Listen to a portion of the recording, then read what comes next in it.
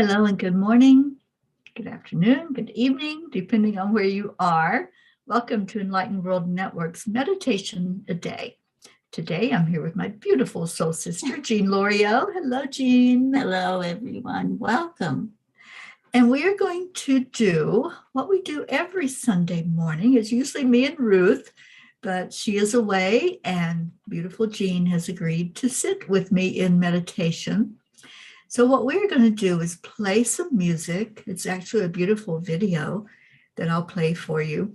Just get immersed in the sounds, in wherever spirit takes you, and do your meditation. We are going to sit and meditate together, but you won't be hearing us. You'll be seeing and hearing the video. And then we'll come back in about 20-25 minutes and we'll see what spirit has done and where it has led us. So relax and enjoy the music, everyone. Jean, thank you for being here with me. Oh, you're welcome. It's a joy.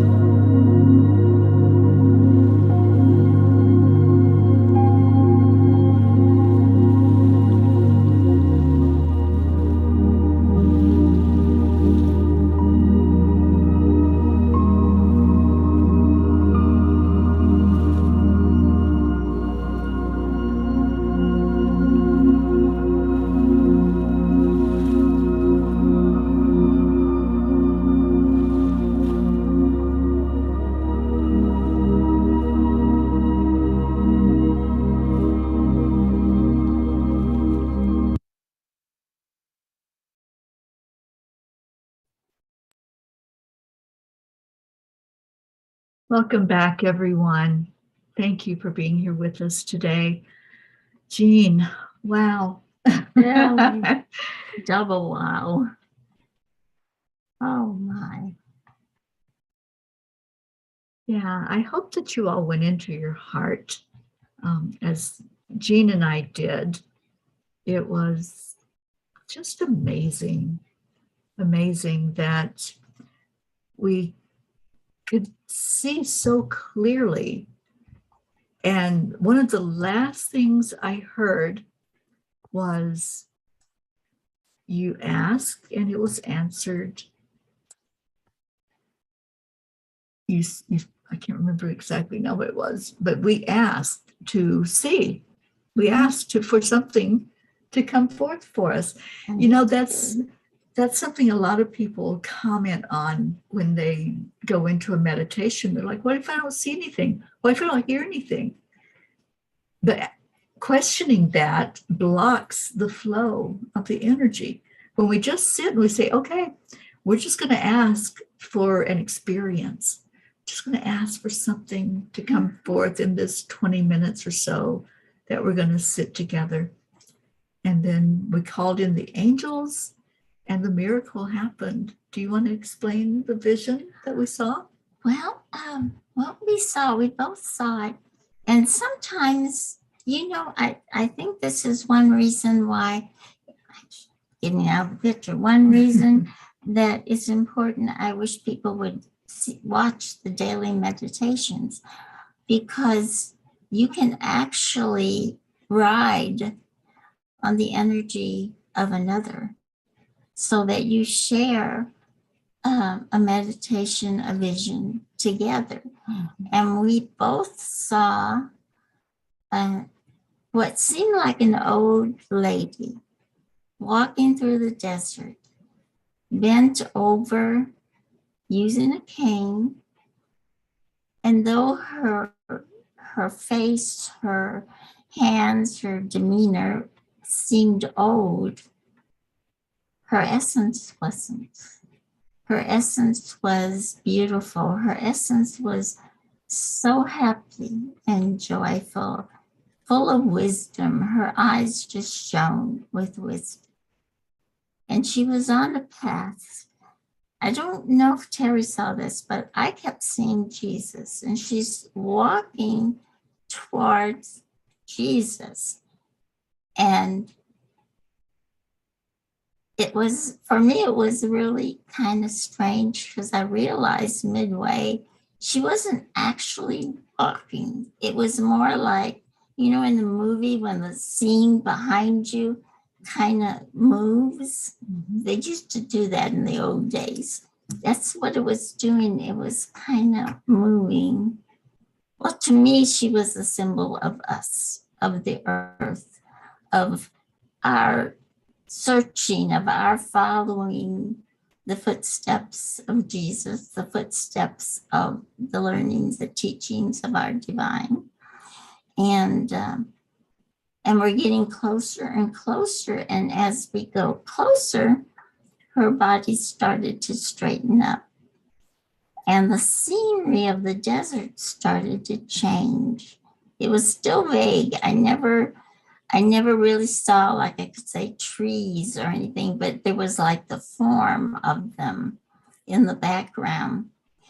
Anyway, the important thing that came to me that Teri pointed out, we didn't know whether to call her she, because she didn't, Teri got the very strong feeling it wasn't just feminine energy. It was also masculine, and everybody, every person. And I got the information of how inadequate language is and how we have to start listening more to heart language. And that in the future, we probably may not even be speaking, because we will feel that of every individual, we will feel their needs, their wants, their heart. And anyway, it was just beautiful. And I'm talking too much. You Oh, say you so did much. wonderfully. Thank you so much. Yeah, I knew that that was a representation. It wasn't a actual person, but it was a representation of all of us. And it was interesting because at first it appeared as a feminine figure. Mhm. And then the more that we really called in the clarity, all of a sudden, all I could see were the eyes and the smile and the love flowing from the heart. That's all the features that were shown. It was no longer male or female. It was just a being of light. And that's what we are. That's the reminder that we are beings of light. The one thing that I got was to go into hope, to always hold on to hope. Yes. Sometimes things will look hopeless. Sometimes we see some really hard stuff. And one of the things from the very beginning, as we watched this being of light, it was not trying to catch up to anybody, just observing, just being the observer. So many times when we can just step away from a situation, it might be triggering us. It might be something that's hard for us to look at. I know we both are very much on the empath side of when we see or hear something that is disturbing, it's kind of hard even to maintain that attention to it because I feel it so deeply inside. And I know I've talked to you many times about how, I mean, I actually, if somebody's, you know, if somebody's being harmed, abused in certain ways, I feel that pain myself. And the reason is that we are all just one. So if we're seeing it, there's a reason we're seeing it. Where are we hurting inside? Where are we being abused, or where are we being judged or criticized? So whatever we are observing, if we can just pause, like pause that movie. Jean was talking about how the movie's moving, but the person was standing still. If we can just hit the pause button and then ask, okay, what do I do with this? It's being presented to me for a reason. What do I do with it?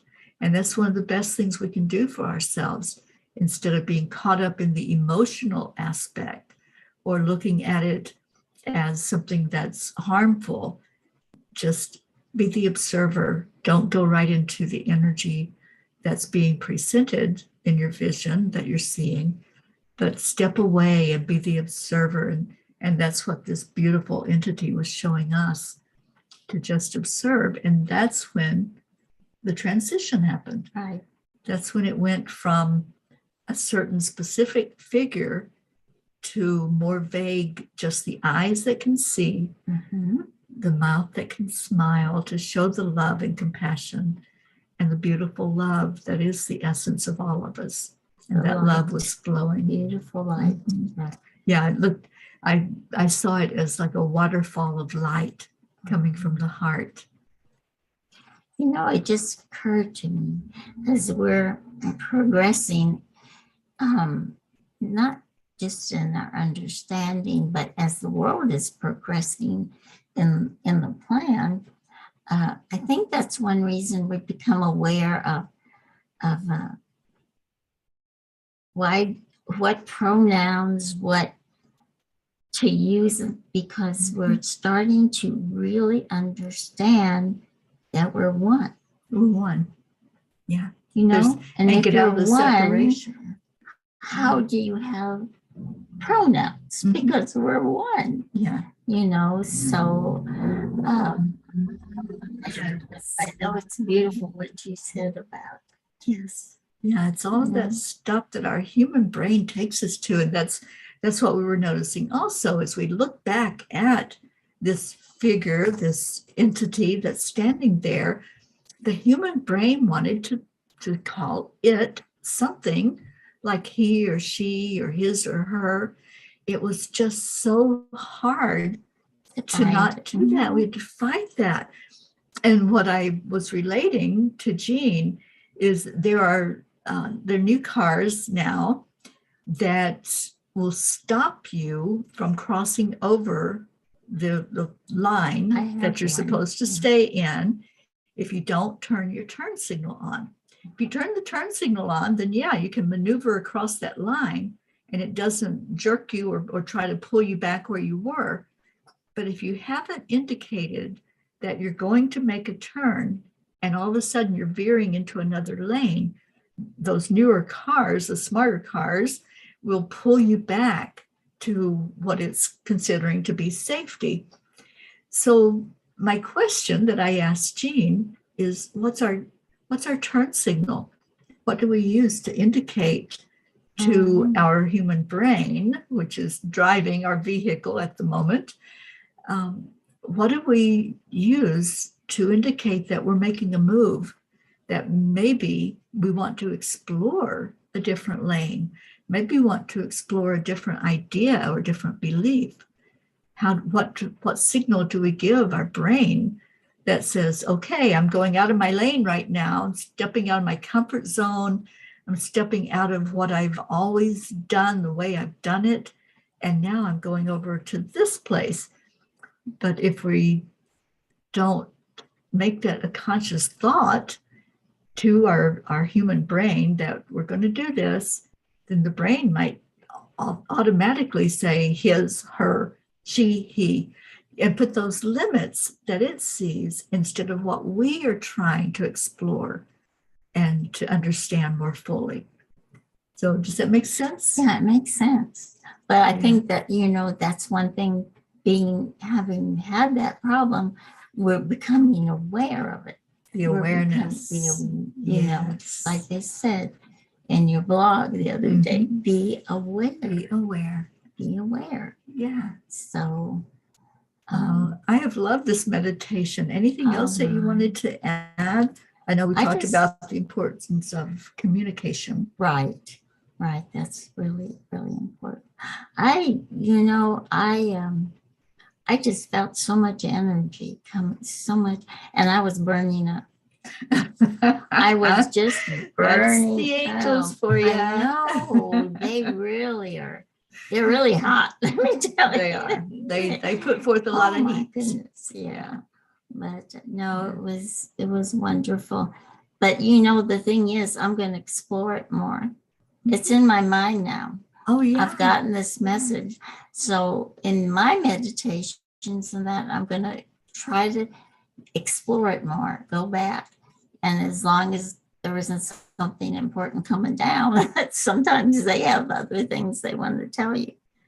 It'll be nice to continue and see. And what a great point, because this is there on Facebook, it's there on YouTube. And that music was so beautiful and the scenery was so gorgeous. Pull it back up and play it again and go into what Jean and I did. Just ask to see, ask for the spiritual eyes to see what's presented. And if you get that same vision of an entity that's just love, which represents all of us, then just sit with it and really explore it. And it's my hope that that you all will do that, or anyone watching the replay will go in and see what's being shown to you as well. Can I say something too? It's as soon as you start getting an idea or a vision, don't immediately say, "Oh, that was crazy. It came from my ego. It came from my mind or something." Don't say that. Explore it. Let it come, because you do get strange seeming things sometimes, but as you continue to meditate, the meanings become clear and things become. So, I know I had that problem a lot with just saying right away, "Oh, that's silly. Where did that come from?" Don't do that. Accept it. Open your heart and go ahead and let it unfold so that you get the message that you're intended to get. Exactly. Thank you. Mhm. And we just want to say hello to everybody that tuned in today. And thank you to our audience, and especially to Rosalind and to Erica, who is there. That's Erica, the cute one. Oh, that's why she said the cute one. Yes, yes. She is. And anyone else finding this, whether you're watching it now and not commenting, or you're watching it on the replay, thank you for joining us today. Every day, Enlightened World Network brings you a meditation a day.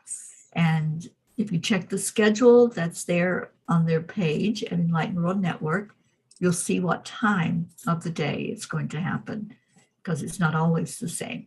It depends on the schedule of the person doing the meditation. And we do have live meditations where someone comes in and guides or plays music or singing bowls or whatever. It's always different. Yes, they're not all the same. They're beautiful.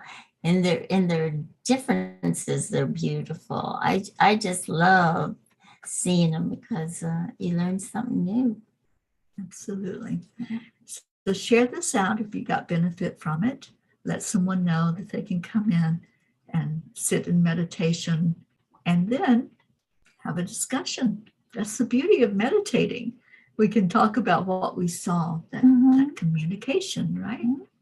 So we're going to leave you all and wish you the very best day possible. Stay in your heart and stay blessed. We love you so much. Namaste. Namaste from the disappearing girls. Bye-bye. Bye, everyone.